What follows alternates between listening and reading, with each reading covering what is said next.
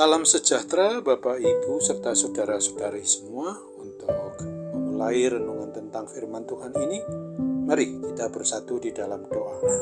Tuhan Allah Bapa di sorga yang memelihara hati, akal, dan pikiran kami umat manusia, berfirmanlah kepada kami sebab kami bersedia untuk mendengar, dan atas pertolongan Roh Kudus mampukan kami agar boleh melaksanakan firman-Mu itu dalam hidup kami sehari-hari. Dalam nama Tuhan Yesus kami bermohon kepadamu. Amin.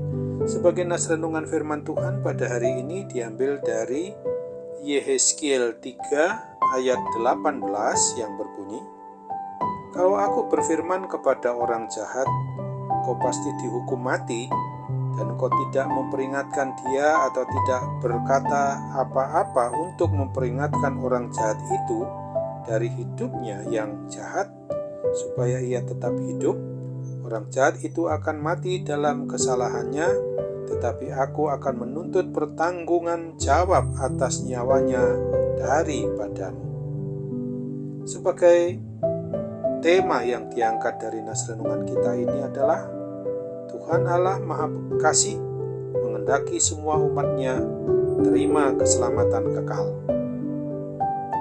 Sesungguhnya Tuhan tidak menghendaki ada orang yang binasa di dalam belenggu dosa dan kuasa maut, kuasa kematian kekal. Tuhan menghendaki agar semua orang selamat.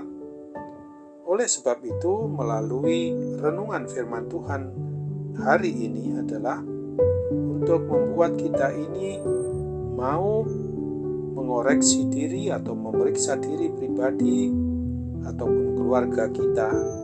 Apakah kita masih saja merasa bahwa hidup kita ini di luar dari kasih Tuhan? Dan kalau ya, maka saat ini juga diingatkan Tuhan untuk kembali bahwa kita harus segera bertobat, berbalik dari dosa dan kesalahan kita yang kita perbuat itu dan meninggalkannya semua perbuatan-perbuatan yang memberontak kepada Tuhan, untuk mohon pengampunan kepada Tuhan Yesus Kristus.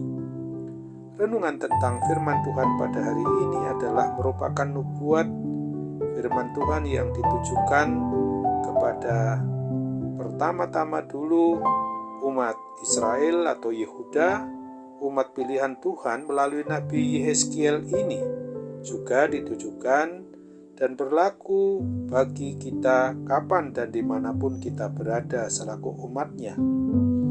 Kita sebagai umat yang beriman, yang percaya kepada Kristus, yang sudah menerima jaminan keselamatan kekal dalam Tuhan Yesus Kristus, diperintahkan untuk memberitakan tentang keselamatan yang dianugerahkan oleh Tuhan Yesus, agar semua orang mau bertobat dan mau untuk menerima undangan guna memperoleh keselamatan dari Tuhan Yesus, agar tidak ada seorang pun yang tidak menerima berita Injil dan mengalami keselamatan yang kekal. Apalagi kita ini jangan sampai menolak perintah maupun firman Tuhan itu, maka Tuhan akan menuntut pertanggungan jawab kita.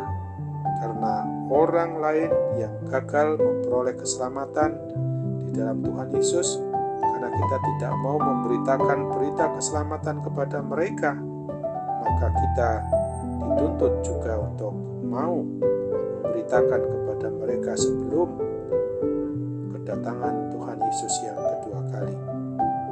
Oleh karena itulah, maka pada masa minggu-minggu Prapaskah ini adalah merupakan saat atau waktunya bagi kita untuk mawas diri, segera bertobat, berbalik dari segala dosa dan kesalahan kita, agar kita dapat hidup sebagai saksi Kristus yang baik di tengah-tengah mereka yang masih banyak belum beriman, belum percaya kepada Kristus.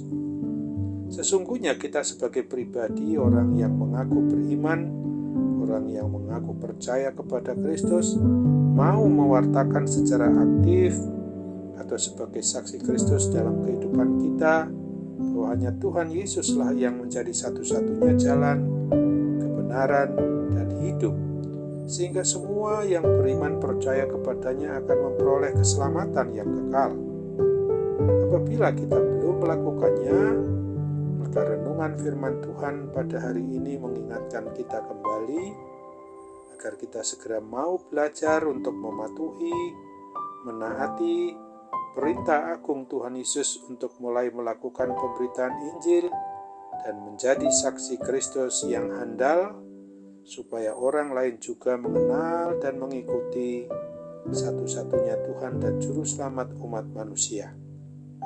Sesungguhnya kita harus bersyukur dan berterima kasih kepada Tuhan Yesus Kristus untuk kasih-Nya yang sedemikian besarnya itu bagi kita, umat manusia, dengan mau menjadi korban untuk gantikan kita, umat-Nya ini, lewat wafat atau kematiannya di atas kayu salib di Bukit Golgota.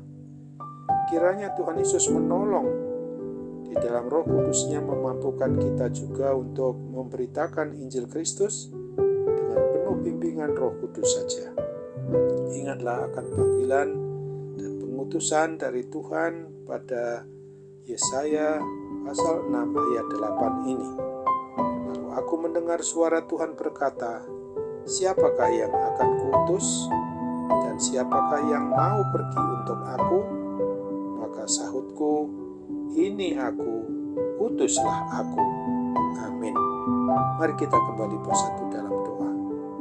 Tuhan Bapa di surga, terima kasih untuk firman-Mu yang sudah mengingatkan kami pada hari ini, bahwa kami harus sungguh-sungguh mau dipakai oleh Tuhan atas dasar kasih-Mu yang begitu besar untuk kami umat manusia ini, supaya kami senantiasa boleh memberitakan Injil keselamatan itu kepada orang lain yang belum menerima, yang belum percaya kepada satu-satunya Tuhan dan Juru Selamat manusia adalah Yesus Kristus saja.